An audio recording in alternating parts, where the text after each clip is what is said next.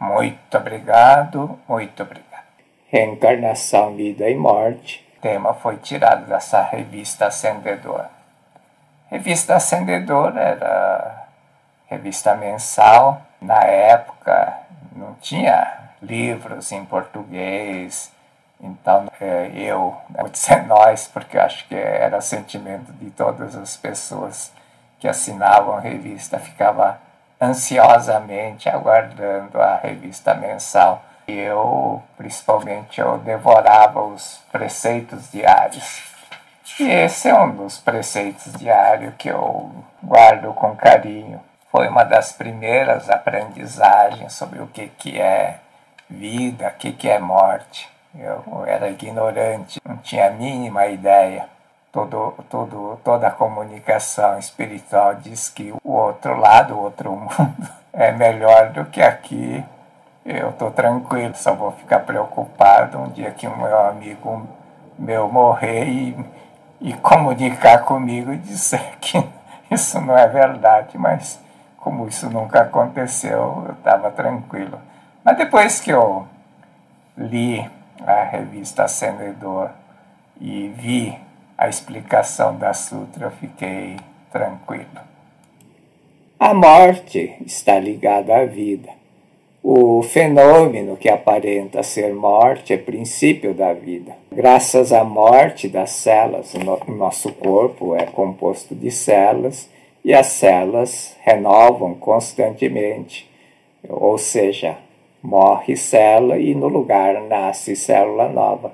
Esse processo é que faz que nós continuemos vivos, continuemos com boa aparência, renova constantemente, então mantemos a nossa aparência constantemente renovada.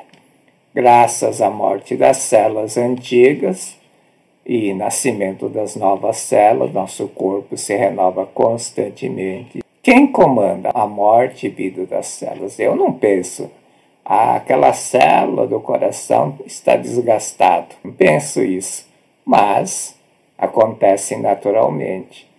Quem comanda a morte e a vida das células é a vida do homem e a sabedoria que existe dentro da vida. Porque a célula do coração tem que desempenhar uma determinada função de funcionar como um motor, como uma bomba. A célula da pele é totalmente diferente. Célula dos olhos tem outra função. Célula da boca, do nariz, do dente tem outras funções. Quem é que faz essa reposição e coloca a célula adequada em cada lugar? É a sabedoria.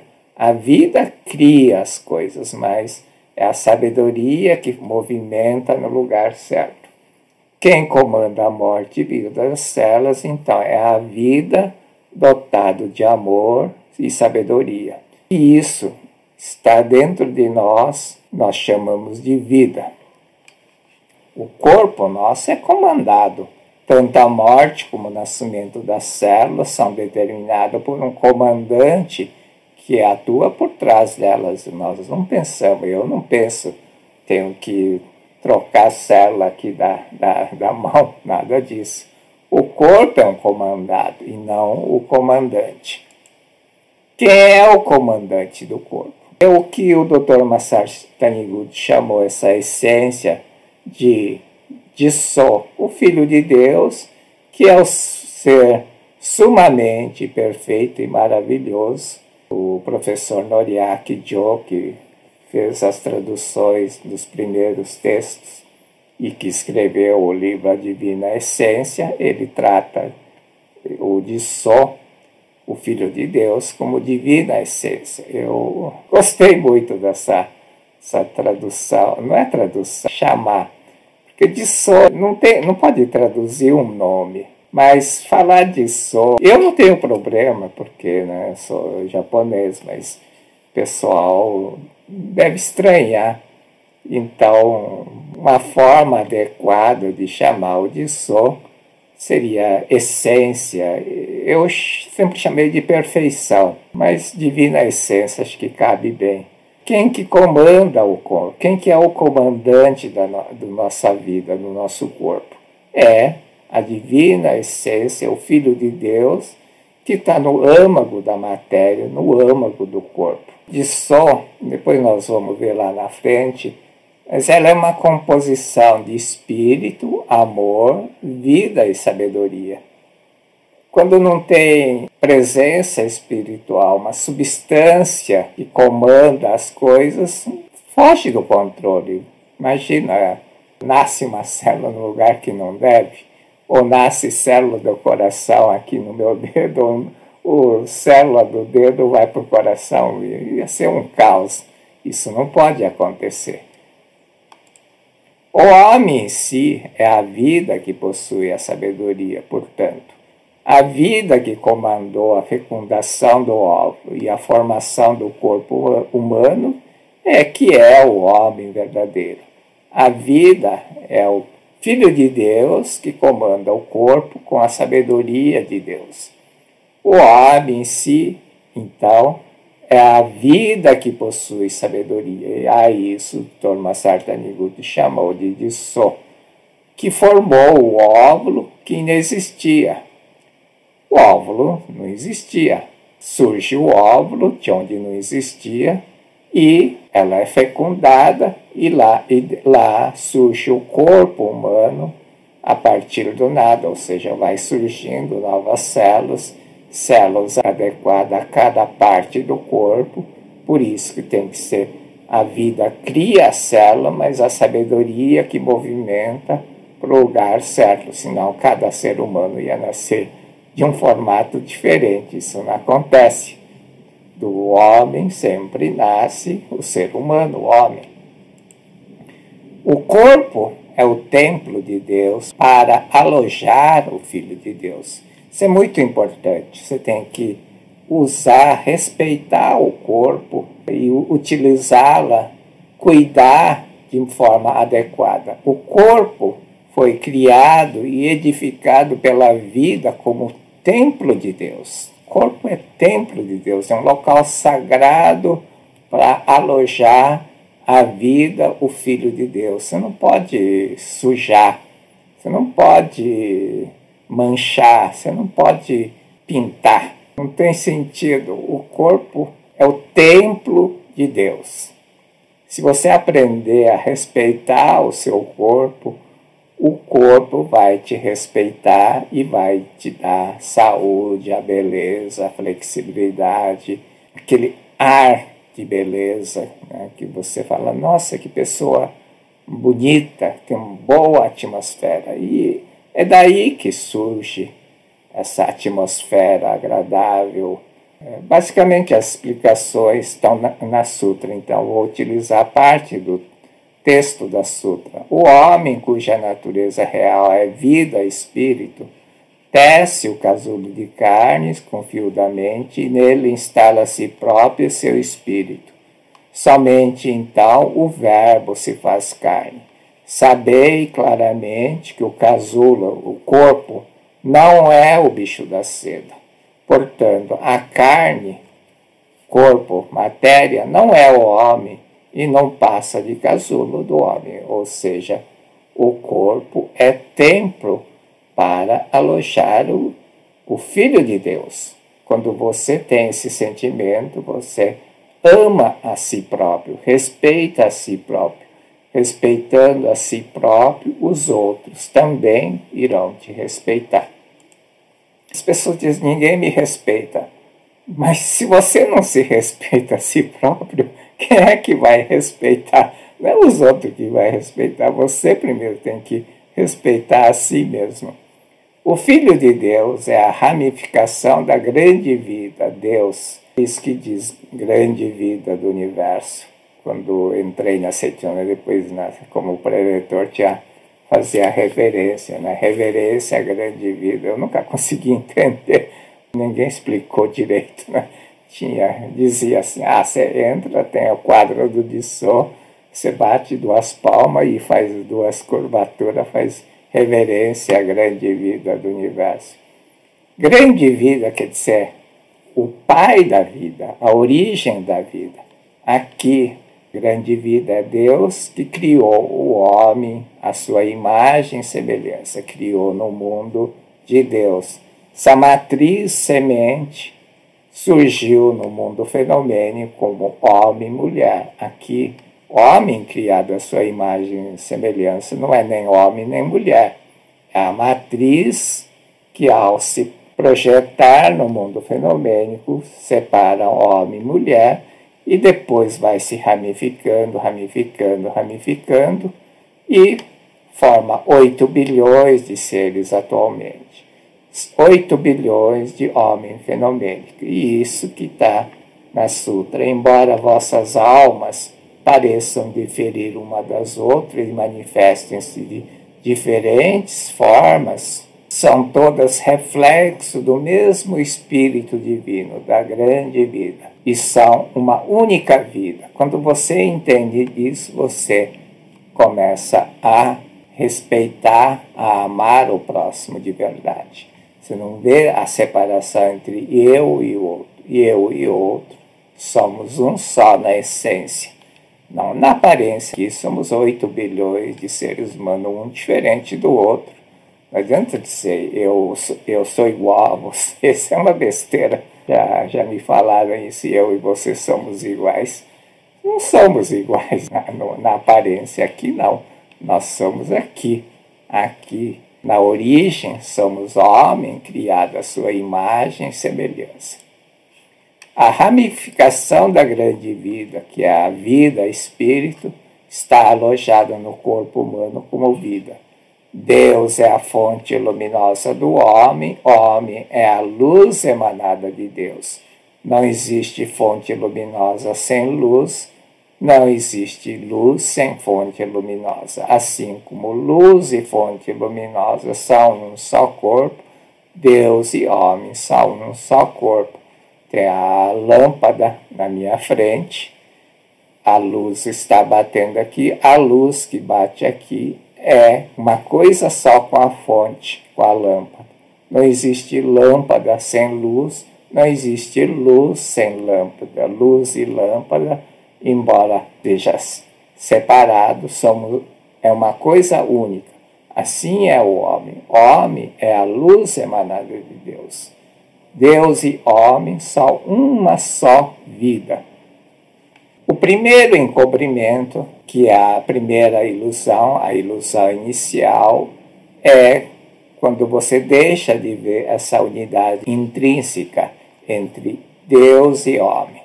A vida espírito aqui, ao se projetar na tela tridimensional, no mundo tridimensional, mundo terreno, limita-se apenas a 3 dimensões. Nós temos a altura, a largura e a profundidade. Quando projeta dessa forma, as aparências, somos um diferente do outro. O primeiro encobrimento, a ilusão inicial, vem daí.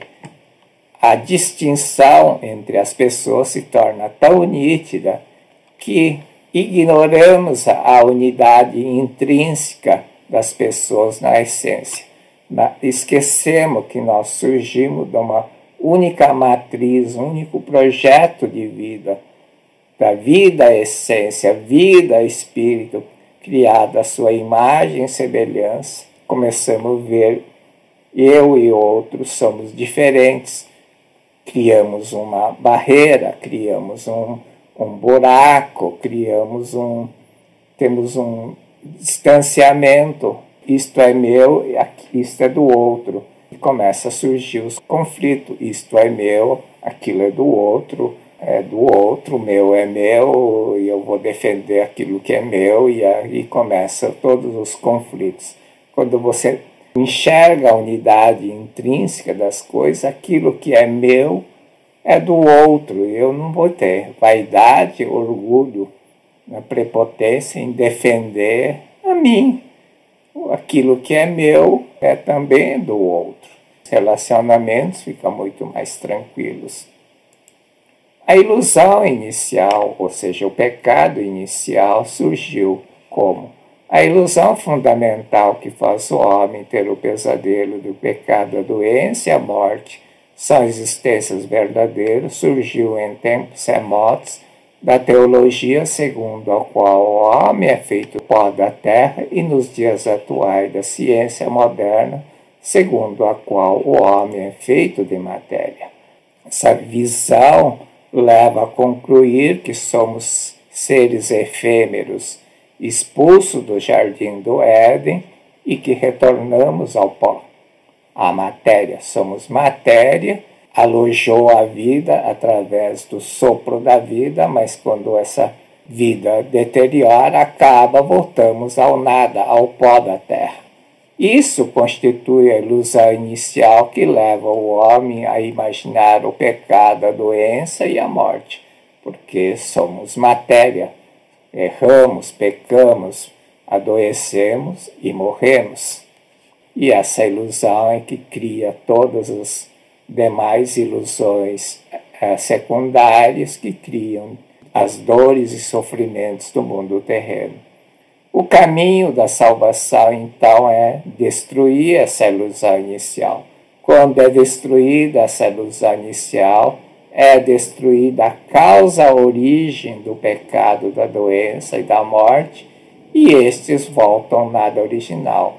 Não existindo a causa inicial, a ilusão inicial, não existirá a causa seguinte ou a ilusão seguinte, consequentemente. As dores, as dificuldades, as doenças desaparecem. Portanto, homens da face da terra, procurai com fervor o vosso corpo verdadeiro, que é espírito. Não procureis na matéria nem na carne, que são produto de ilusões. A verdade que liberta da ilusão e dos karma negativo e das dores e dos sofrimentos é a verdade. A verdade liberta. Conhecereis a verdade vos libertarás, ensinou Jesus Cristo. A verdade que você tem que conhecer é a verdade para a qual deveis despertar em primeiro lugar, é a de que a essência de todas as pessoas é Deus.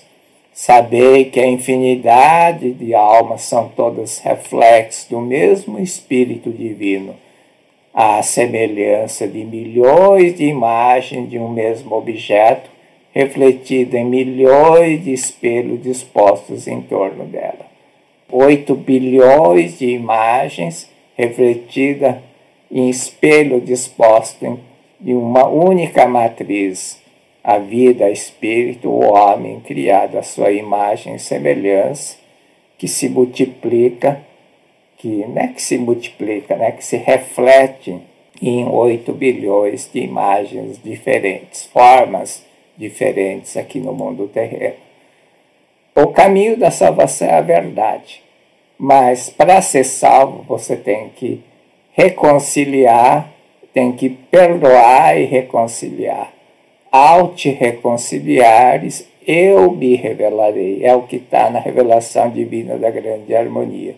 Para você ser salvo, para você se curar das doenças, para você se libertar das dores, sofrimentos, dificuldades, N problemas, não importa qual seja o problema. Você tem que perdoar e reconciliar. É fácil dizer, perdoa e reconcilia, mas como fazer isso? É a ilusão inicial que está criando todos os problemas, então você tem que libertar dessa ilusão inicial. Exatamente como está na Sutra Sagrada, você tem que ter essa consciência.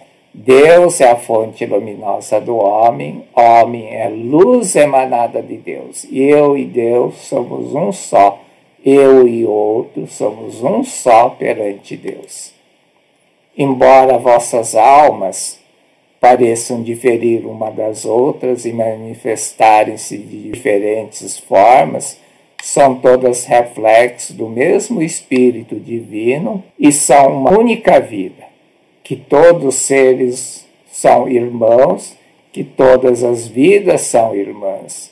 Quando você tiver essa visão, brotará espontaneamente em vós o sentimento de amor, ou seja, vai perdoar, louvor ao próximo, vai ter a gratidão e vai acontecer reconciliação, e ao te reconciliares, Deus se manifesta como salvação. Ao me reconciliares, eu me revelarei. Tem que perdoar e reconciliar.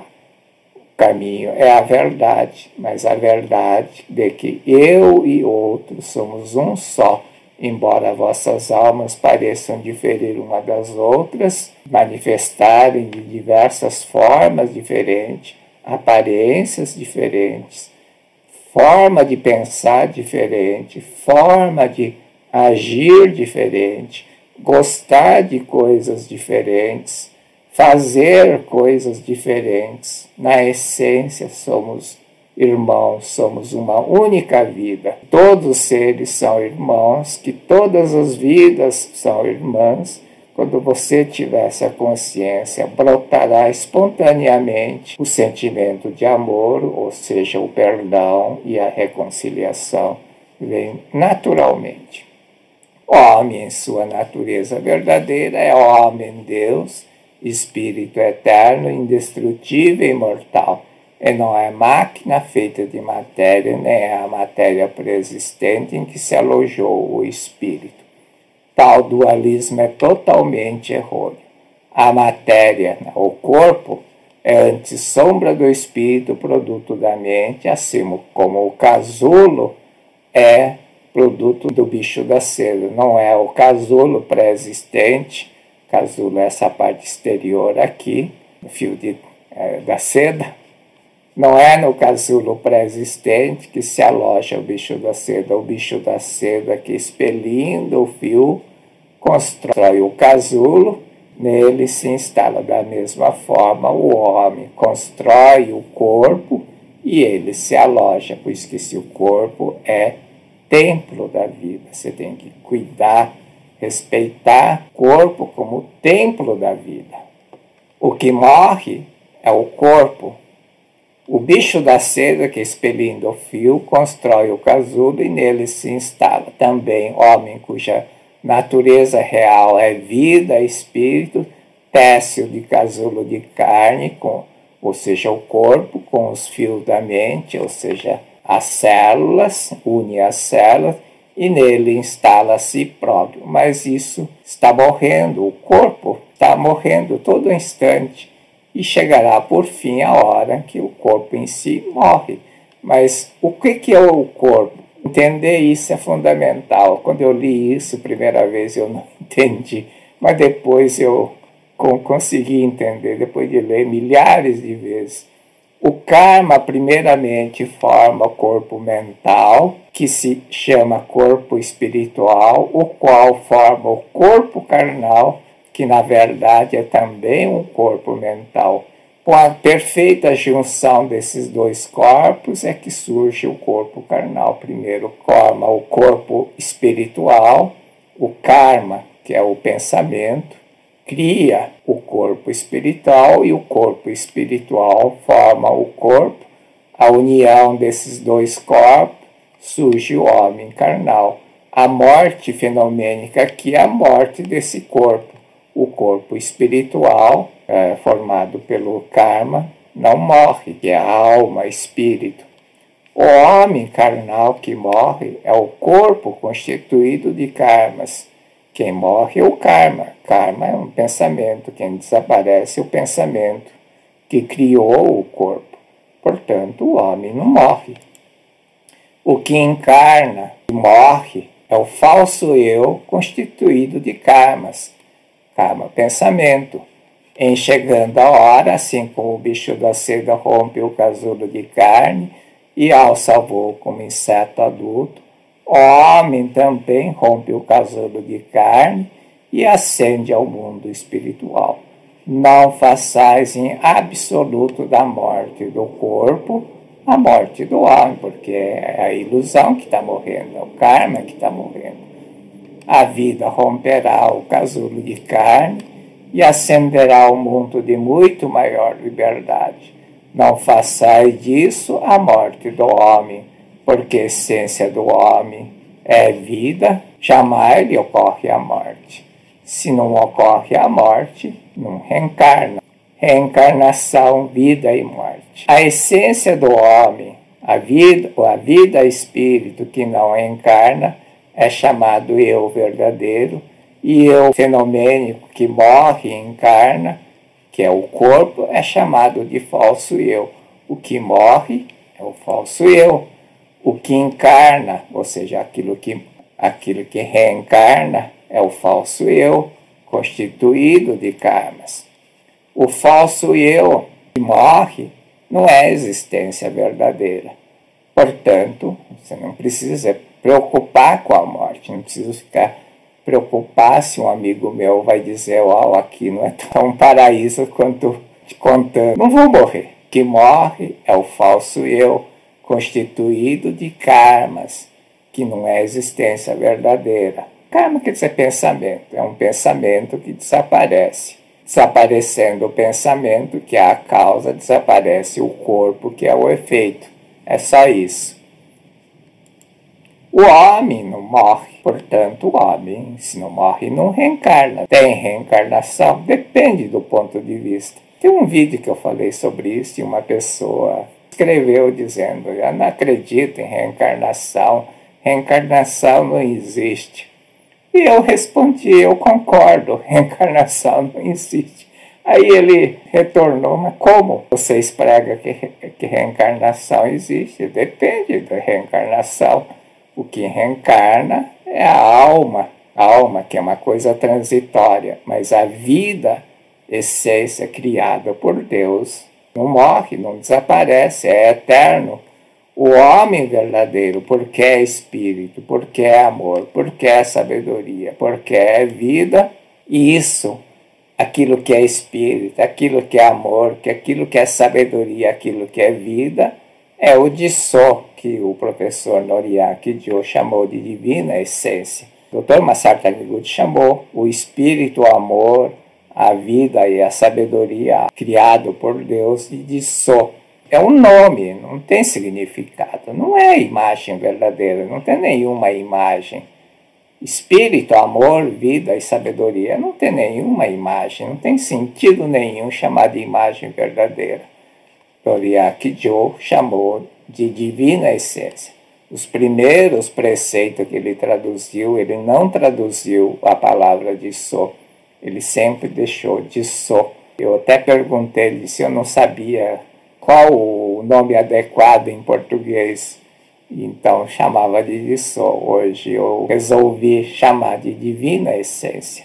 Divina essência é alguma coisa que é espírito, que é amor, que é vida, que é sabedoria. O homem verdadeiro, porque é espírito, porque é amor, porque é sabedoria, porque é vida, é incapaz de pecar, incapaz de adoecer, é incapaz de morrer. Ora, se não morre, não reencarna. Por isso que aqui está, não reencarna, interrogação. E aí eu expliquei isso para o cidadão que não acreditava na reencarnação. Eu concordo, não reencarna, depende do ponto de vista. E ele ficou surpreso, depois ele entendeu. Eu escrevi, mostrei tudo isso que está nesse vídeo, transcrevi a sutra e apontei e expliquei. A vida essência, a vida espírito não morre. Se não morre, não reencarna. Você tem razão quando diz que não tem reencarnação. A Seicho Noye também. O que ela prega lá no fundo é o homem não morre. Se o homem não morre, obviamente não reencarna. Como é que vai reencarnar se não morre? A vida espírito, o Dissô do homem, não morre. O que morre é o corpo carnal, corpo espiritual, constituído pelos karmas, pelos pensamentos. Esse pensamento, aquilo que chama de alma, ela morre, fica renascendo aqui. Mas a divina essência do homem não morre, não desaparece, não nasce. Reencarnação, vida e morte. É assunto bastante complexo. Está bem explicado aqui no preceito da revista Ascendedor. Eu só realmente comecei a entender depois que eu li a sutra, Cada vez que você lê a sutra, não lê igual um papagaio, né? Sutra, alguma coisa, você tem que meditar, tem que compreender. As pessoas fazem leitura de sutra para antepassados, tem que fazer sutra para você. Você tem que pedir auxílio do teu antepassado para você entender a verdade nela contida. Não é para ler sutra para os meus antepassados. Eles são ignorantes, burro, então estou lendo a sutra para vocês entenderem a verdade. Quem tem que entender a verdade sou eu. Somos nós, não somos eles. Eles já estão no outro patamar, estão no outro mundo. Muito obrigado, muito obrigado.